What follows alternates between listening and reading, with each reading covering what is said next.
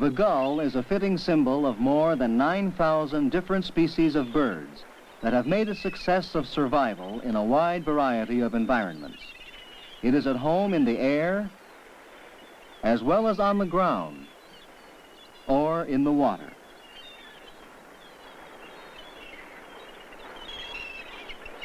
A warm-blooded vertebrate with a covering of feathers. This is one of the classic definitions of a bird. What isn't generally realized, however, is that the light, fluffy feather of a bird is closely related to the scale of a reptile. In fact, feathers have the same chemical composition as scales. This has given rise to the expression that birds are glorified reptiles. A comparative study of living reptiles and birds and the fossil remains of their prehistoric ancestors indicates similarities of evolutionary development. For instance, the skeleton of one of these ancient reptiles, the Ornithosuchus, bears some striking similarities to the skeleton of a bird. This reptile walked on its hind legs and had a pelvic bone very much like that of the earliest known bird, the Archaeopteryx, meaning ancient winged one. This extinct bird of the Jurassic period possessed many reptilian features. The bird-like lower jaw had small teeth. The evolution of the bird's beak had not been completed. The vertebrae of the pelvic region and backbone had not yet fused. Also, the Archaeopteryx had a long, bony tail, which had persisted from its reptilian forebears. However, the Archaeopteryx did have wings, equipped with 3 unfused digits, or claws, which had persisted from earlier forms. Bones and wings further adapted to requirements of flight, as evidenced in this skeleton of a present-day pigeon. Many of the larger bones of a bird are hollow and light. Similarly, increased lightness results from the reduction in size of the jawbone and the absence of teeth. The present-day bird has a beak.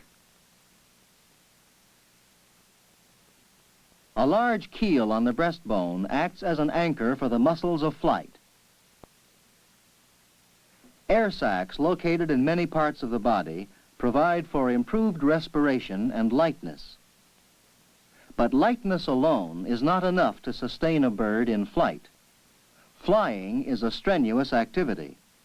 To support the faster metabolism necessary to sustain flight, a 4-chambered heart evolved from the 3-chambered heart of the reptiles through the development of a complete partition between the ventricles. The cerebellum is more highly developed in birds than in reptiles and mammals, and is related to swift control and balance during flight. Wings attached to the bird's center of gravity also help it achieve balance. The cross-section of a bird's wing would look like this. We call this shape an airfoil. As the streamlined wing moves rapidly along, air rushes over both the top and bottom surfaces. Because of the curvature of the upper surface of the wing, the air along this surface has to move faster. This creates lift. The shape of the bird further helps it maintain flight. Its body is so built that it reduces wind resistance. To further cut down wind resistance, the legs of the bird are pulled up close to the body when the bird is in flight.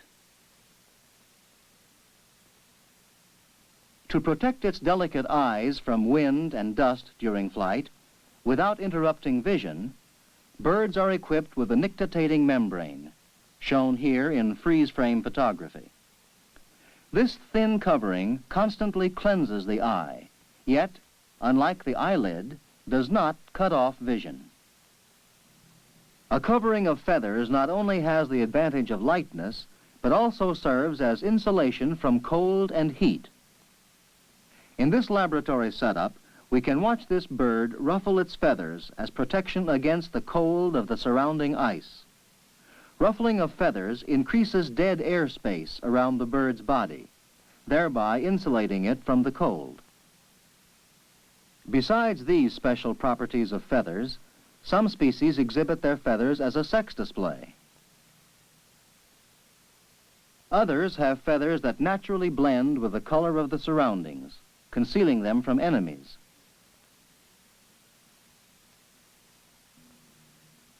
Note how the pheasant's feathers help it hide among the fall leaves. All through these evolutionary stages, birds continued to lay eggs, like their reptilian ancestors.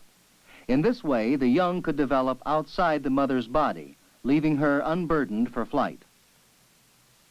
After the eggs have hatched, the mother bird can leave its young and fly off in search of food.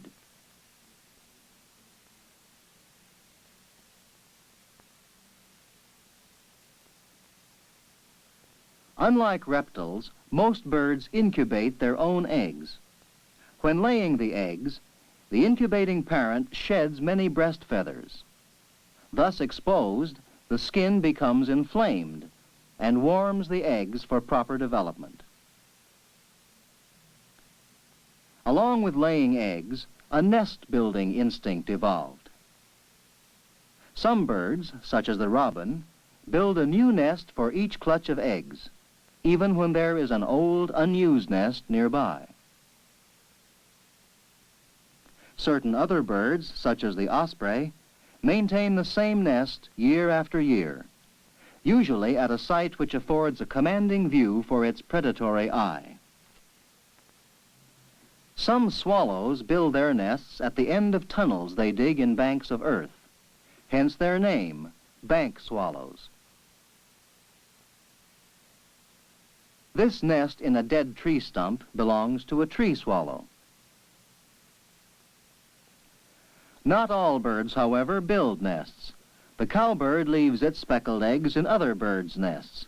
Unknowingly, the parent robin will hatch the cowbird eggs and feed the young along with its own. Parental feeding of the nesting young is instinctive. Most newborn nesting birds are unable to feed themselves and would die if left unattended.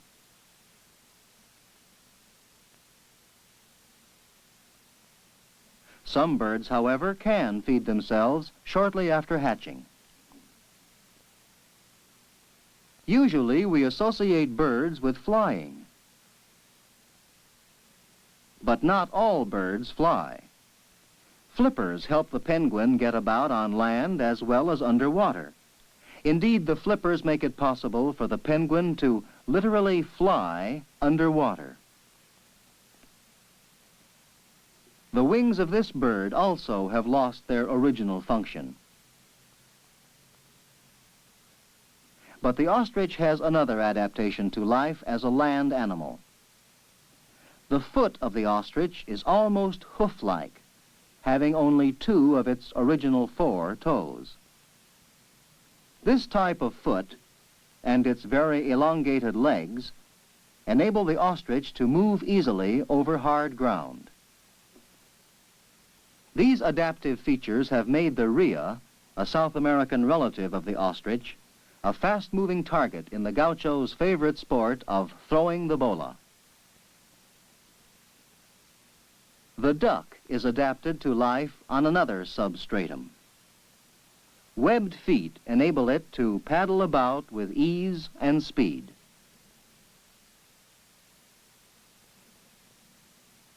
The jacana's feet enable it to literally walk on water plants, where it can find many kinds of insects to feed upon.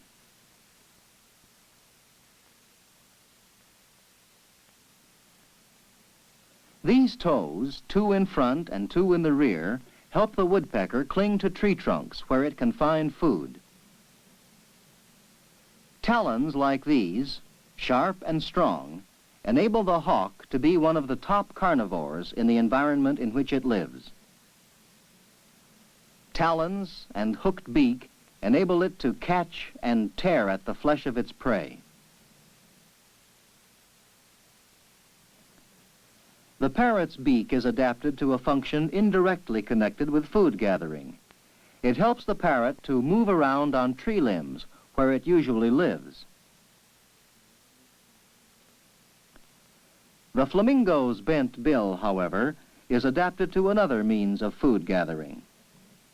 This bird obtains its food by straining plankton and worms from the soft mud of the marshes in which it makes its home.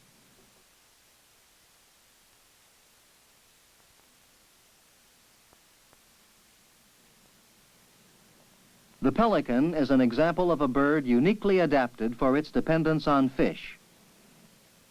Its great wings and bill pouch enable it to carry off whole fish that it catches.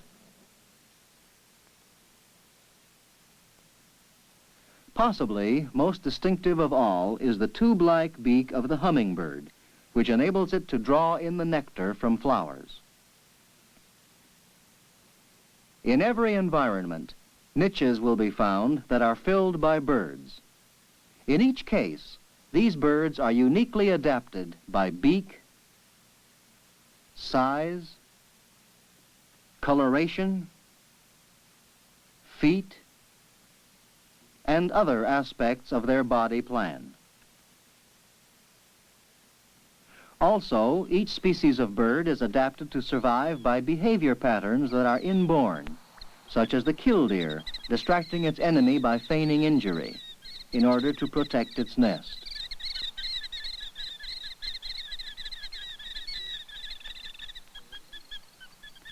Many species use songs to mark off territories wherein each male bird seeks to maintain its own ascendancy, warning off competing birds and attracting potential mates.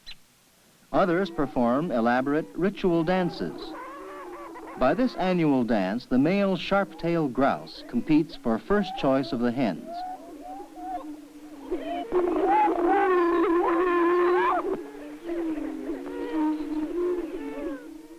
Instinctive behavior patterns characteristic of each species of bird include those for nesting,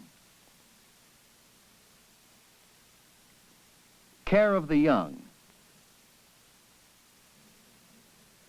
and, in the case of the wild goose, migration. Migration is the seasonal passage of birds from one region to another. This seasonal phenomenon is the subject of much study. What factors trigger this behavior? For example, is the changing length of daylight a factor? Are changes in the conditions of the reproductive organs a factor? In this laboratory, the daily hours of light and dark can be regulated. The relationship between the length of daylight and the seasonal habits of the birds is studied. The birds in these cages are bobolinks, a migratory species. Here, a variety of phenomena related to migration habits are investigated. The problem is to learn the relationship, if any, between the period of light and the condition of the reproductive organs. This bird is being anesthetized for a smear test of sperm to see how far the sperm have matured. Such maturation of the sperm and the accompanying increase of body fat are signs of approaching readiness for migration.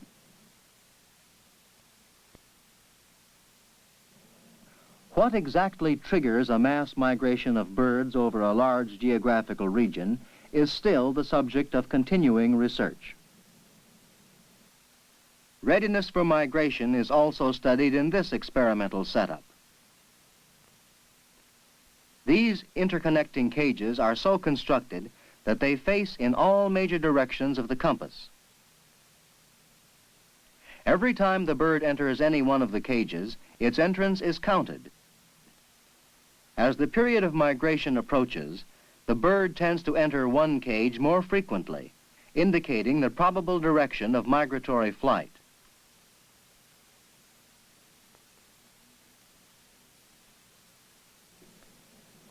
Many questions are still unanswered. How do birds find their way during migration? Are they sensitive to the magnetic field of the Earth? Have they some other means for orientation? Do they navigate by the sun and stars? Many experiments are being conducted in search of a better understanding of migration and other aspects of bird behavior.